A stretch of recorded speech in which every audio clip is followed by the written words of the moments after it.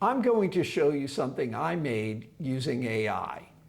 It has plenty of problems, but considering I have no background in this, and I'm not exactly in the age group that figures these things out intuitively, I'm actually pretty pleased with it. Before I show it to you, let me tell you why I made it. I'm looking for a co-host or co-hosts for a financial YouTube channel. Ideally, someone who already has an online presence. This demo is meant to show exactly what the show would look like and what the role of a co-host would be. Here it is. Welcome back. I'm here with Candy and Bambi Ford, two people who actually read footnotes. Today, private debt. The headlines say the next subprime. Let's check. First, how big is this market? Yeah. Because they say trillions, like it's the whole economy. Mm-hmm. And global private debt is about $1.7 trillion. Apple alone? 3.65 trillion. So the entire scary private debt market is smaller than one tech company. Yep.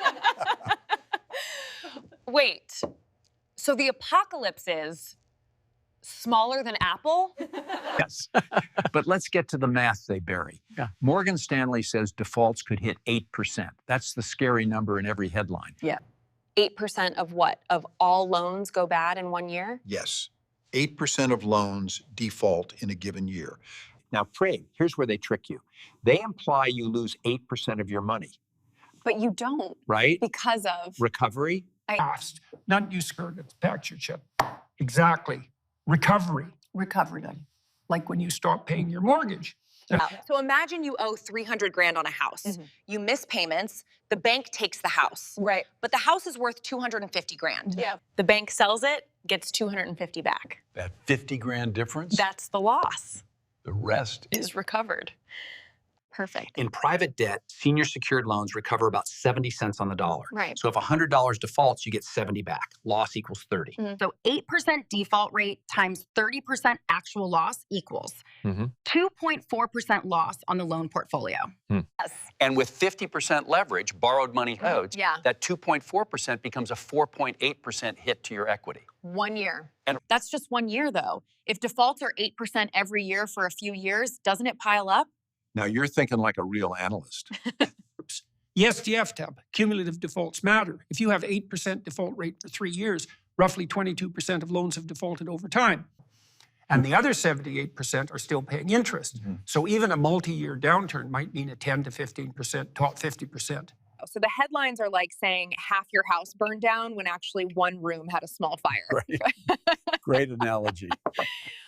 Okay, but I heard some of these loans are really risky. Like, Okay, what?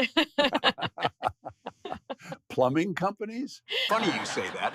Private equity has been doing roll-ups, Joe, buying dozens of small plumbing, HVAC, roofing companies, merging them into one big platform. So the loans that private debt managers made to private equity firms, Pruck, who use the money to buy plumbing companies, BU, could go bad? Yes.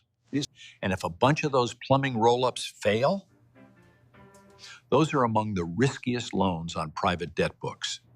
So if my toilet clogs, does that mean I will not be able to get a plumber? No, because the actual plumber plow, he or she is still around. The tools and trucks are still there. Exactly. The assets don't vanish. Right. The loans might default, but the plumbing business still exists. It just gets sold to someone else. That's not a depression. That's a transfer. Yeah. So the private debt crisis is really just Yeah. a headache for the lenders, not the real economy. bingo. But headlines don't say rich lenders might lose some money. They say cockroach effect. New headline, plumbers will still unclog your toilet. Film at 11. Here's the point. The press writes end-of-world stories because they sell. But when you actually do the math, hey, size of market, recovery rates, cumulative losses, when? The worst case is a bad year, not a depression. So that's the demo. When I shared it with friends and colleagues, I got a couple of consistent reactions. First, did the AI write the content? No, I wrote the script. The AI just assembled the video. Second, they actually liked the quirks. Whether it was two of the hosts suddenly sounding like Jordan Peterson, one of them a female, sudden changes in the set, or a female host suddenly changing from blonde to brunette, they found those oddities endearing. And despite it all, or maybe because of it, the objective was met. After watching this, a viewer would have a clear idea of the content, the format, and what was the role of a co-host, a real-life one, not an AI one. But the biggest revelation to me was how easy it was to make. I'm going to give a quick shout out to DeeVid.ai and Descript. Now, their marketing teams might look at this and wonder if a quirk-filled video is the best advertisement for their tools. But to be fair, most of that is on me. DeeVid.ai gives you a full storyboard before anything is rendered. If I had spent more time reviewing that, I would have caught a lot of the issues. But that's really the point. I was able to put this together in just a few hours, and that to me was a big surprise. And Descript has been an excellent editing tool. I'm actually using it again to make this video.